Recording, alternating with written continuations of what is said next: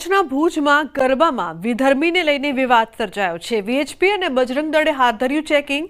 શિવાલિકના ગરબામાં ચેકિંગ કરાયું। વિધર્મીઓને એન્ટ્રી ન આપવા આયોજકે ખાતરી આપી।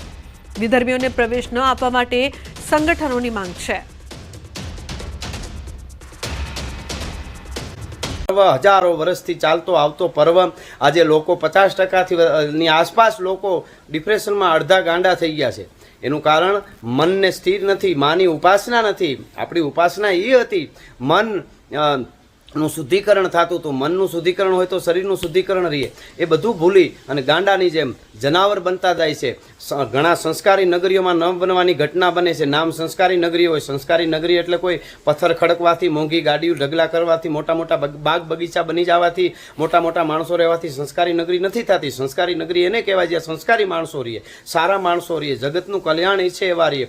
એ ન બનવી જોઈએ। ડાયા માણસો જાગે, ધર્મગુરુઓ, જુદી જુદી સંસ્થાઓના જે સંસ્કારના કામ કરે છે એ સાહિત્યકારો, કવિઓ, સંતો અને સત્તા આ બધાએ મળી અને આપણે આના માટે કંઈક કરવું જશે। આમાં એવી વાત આવે છે કે કાયદો નથી આના માટે। જે ન બનવાની ઘટનાઓ બને છે, ગરબાના ગ્રાઉન્ડમાં અશ્લીલતા ફેલાવે છે, કાયદો તો હોય ને ન હોય તો પછી કોઈને લઈ આવવો પડે। આવું પણ કરવું પડે। હાવ આવું કરે તો એને તતડાવી બાવડા ચાલીને ઘર ભેળા કરી દેવાય। પણ મારું કહેવાનું એ છે કે આપણે આપણા સંસ્કારને જાળવીએ। આપણી પાસે ઘણું બધું હતું, ઘણું આપણે ગુમાવ્યું, હજી આપણી પાસે ઘણું છે। આજનું વિજ્ઞાન જેના માથે સંશોધન કરે છે, ભારતીય સભ્યતા માથે, કે આમાં વિજ્ઞાન, જ્ઞાન સાથે વિજ્ઞાન છે, પરંપરા સાથે વિજ્ઞાન, સભ્યતા વિજ્ઞાનથી જોડાયેલી આ સભ્યતા છે, એ દુનિયાને ખબર છે।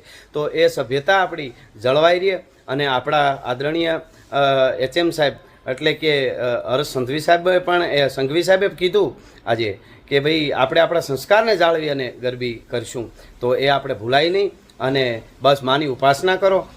બધાય રમો, કોઈ જ્ઞાતિ જાતિ બધું આપણે ભૂલી જઈએ। માની ઉપાસના માટે શું જ્ઞાતિ જાતિ હોય, પણ ભક્તિ ભાવમાં ડૂબી અને આપણે રમીએ। અને માની ઉપાસનાના આ દિવસો એક વર્ષે એકવાર આવે। આવતી નવરાત્રિ આપણે હોય ન હોય, ક્યારે કોણ ગોટો વળી જાય કાંઈ નક્કી નથી। આ ઉપાસના એ જગદંબા સાક્ષાત કણે કણમાં બેઠી, ન જાગે ન સોવે ન હલે ન ડોલે, ગુપતિ ન સતી કરંતી કિલોલે, ભુજાલમ વિશાલમ ઉજાલમ ભવાની કૃપાલમ ત્રિકાલમ કરાલમ દિવાની ઉદાનમ ગપાનમ સેહીન સેહીન માતાન તાતાન ભ્રાતા સનેહી વિદેખાન દેખાન રૂપાન રેખીન માયાન કાયાન સાયા વિશેખી ઉદાસીન ગાસીની વાસીન મંડી, હેમાં તું કણે કણ તો હી સાયરા નીર ગંભીર ગાજે, ભીડે આંકડા વાંકડા નાટ સાજે, દરિયાના હિલોળામાં લોઢમાં તું સો, કણે કણમાં તું સો, લીલી ચાદર ઓઢીને ધરતી માથે માઈ તારી ઓઢણી છે। એ ભગવતીની સાથે તાર જોડાઈ આપણી સભ્યતાને હાચવીએ અને સભ્યતાને બગાડવાની કોશિશ કરે એને મોઢા ઉપર મુખો મારીએ અને આપણા સંસ્કાર અને સંસ્કૃતિ જાળવીએ।